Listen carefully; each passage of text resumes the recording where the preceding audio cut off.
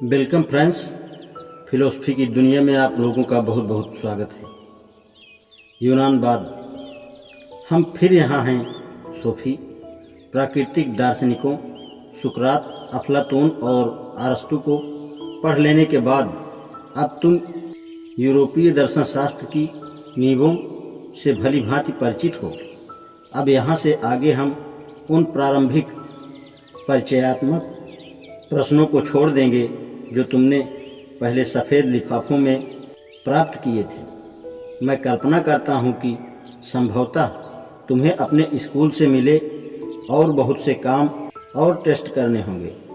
अब मैं तुम्हें उस लंबे युग के विषय में बतलाऊंगा जो चौथी शताब्दी ईसा पूर्व के अंत में अरस्तु से चलकर सीधे प्रारंभिक मध्य युग लगभग 400 ईसा तक रहता है। ध्यान दो, अब हम दोनों लिख सकते हैं ईसा पूर्व और ईसवी, क्योंकि ईसाई धर्म वास्तव में इस युग के सबसे महत्वपूर्ण एवं अत्यंत रहस्यमय तथ्यों में से एक रहा है।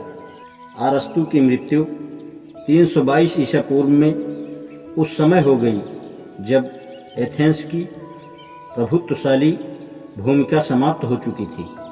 इसमें राजनीति उथल पुथल भी कम महत्वपूर्ण नहीं है, जो सिकंदर महान 356 से 823 ईसा पूर्व की विजयों के कारण फैली। सिकंदर महान मैसिडोनिया का राजा था। अरस्तु भी मैसिडोनिया का रहने वाला था और युवा सिकंदर का वह कुछ समय तक गुरु भी रहा था।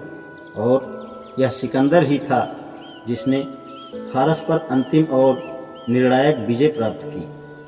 और इसके अतिरिक्त सोफी, उसने अपनी अनेक विजयों द्वारा मिस्र और सुदूर पूर्व के देशों को, यहाँ तक कि भारत को भी यूनानी सभ्यता से जोड़ दिया था। इससे मानवता के इतिहास में एक नए युग का सूत्रपात होता है। एक सभ्यता का उद्भव हुआ जिसमें यूनानी भाषा और यूनानी संस्कृति ने अग्रणी भूमिका निभाई। यह 300 वर्षों तक चलने वाला समय यूनान के नाम से जाना जाता है। शब्द यूनानवाद दो चीज़ों की ओर संकेत करता है। एक तो है कालावधि और दूसरी है यूनानी प्रभुत्व वाली सभ्यता, जो 3 यूनानवादी राज्यों मैसिडोनिया, सीरिया और मिस्र में फैल गई थी। किंतु 50 ईसा पूर्व वर्ष के लगभग रोम ने सैनिक और राजनीतिक मामलों में स्वयं को अग्रणी और प्रभुत्वशाली बना लिया था। इस नई महाशक्ति के धीरे धीरे सारे यूनानवादी राज्यों को जीत लिया और उसके बाद से रोम की सभ्यता और लैटिन भाषा पश्चिम में स्पेन से लेकर एशिया में दूर दूर तक प्रभुत्वशाली बन गई। यह रोम युग की शुरुआत थी, जिसे हम प्रायः लेट एंटीकनी, निकट प्राचीनता के नाम से भी पुकारते हैं।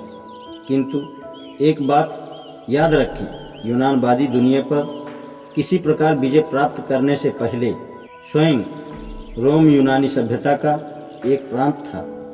अतः यूनानियों का दबदबा अतीत में खो जाने के लंबे अरसे बाद भी यूनानी संस्कृति और यूनानी दर्शन शास्त्र ने एक महत्वपूर्ण भूमिका निभाई।